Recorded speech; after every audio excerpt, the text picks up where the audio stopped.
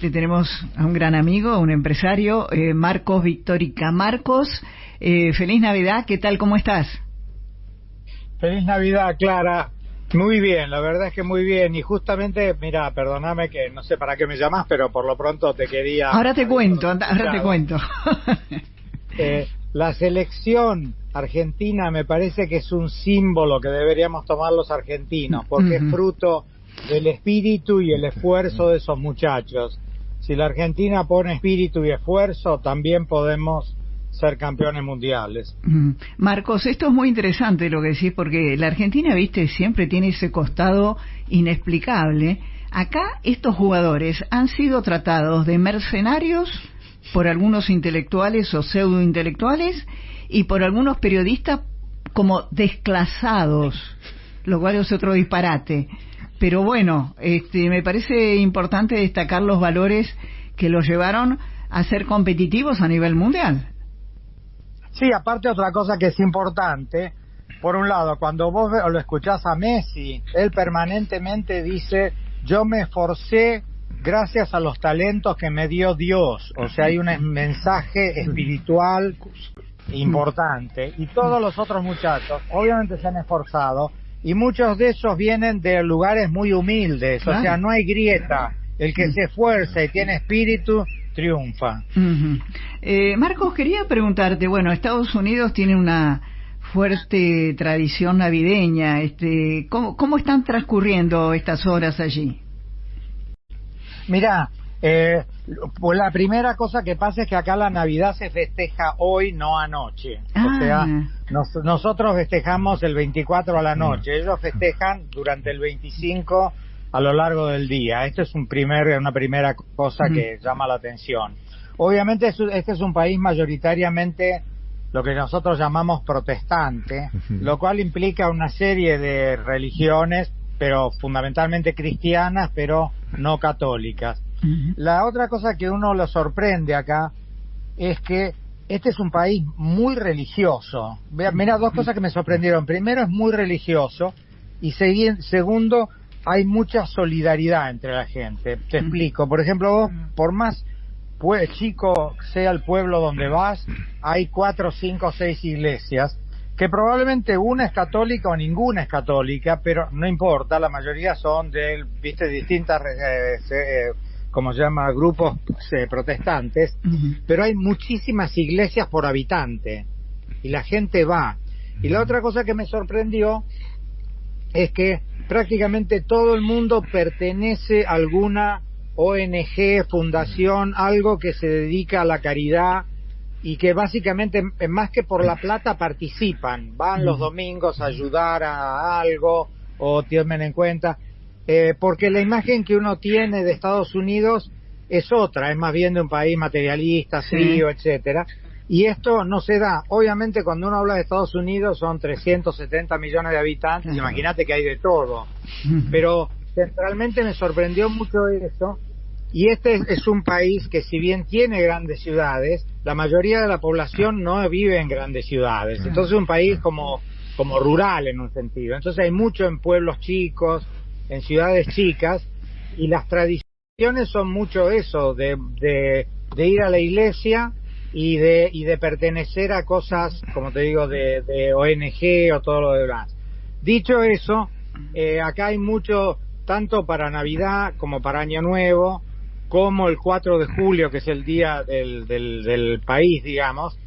Esto se explica, hay mucho simbolismo, o sea, hay muchas luces, el 4 de julio hay banderas por todos lados, y volvemos un poco a lo que yo te decía al principio respecto de la selección.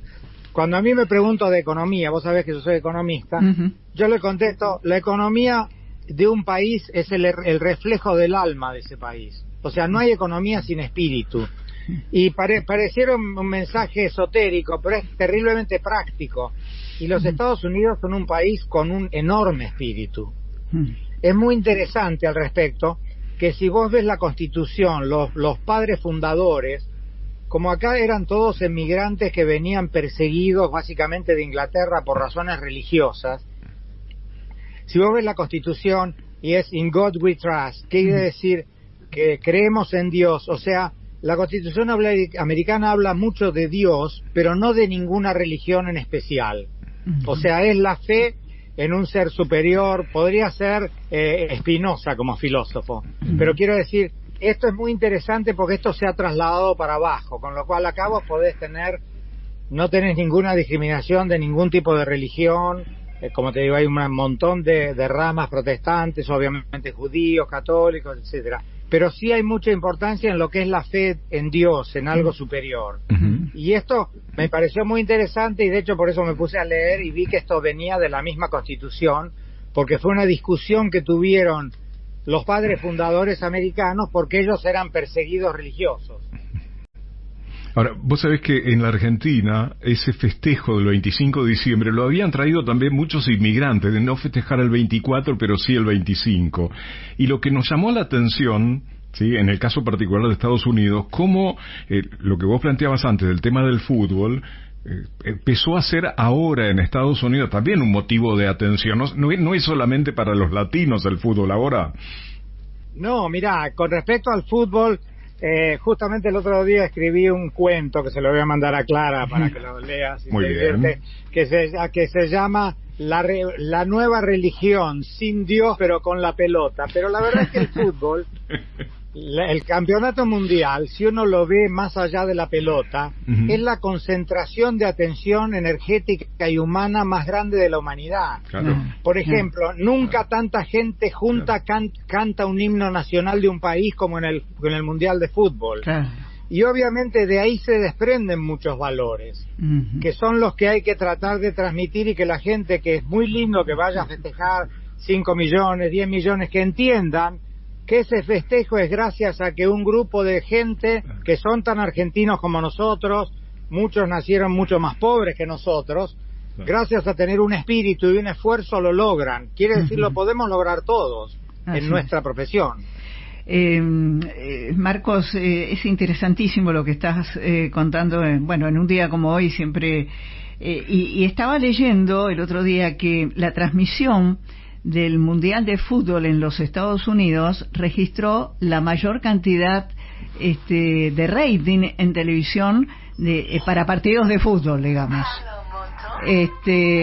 Así que hay un interés creciente, y además van a tener el campeonato del mundo próximamente.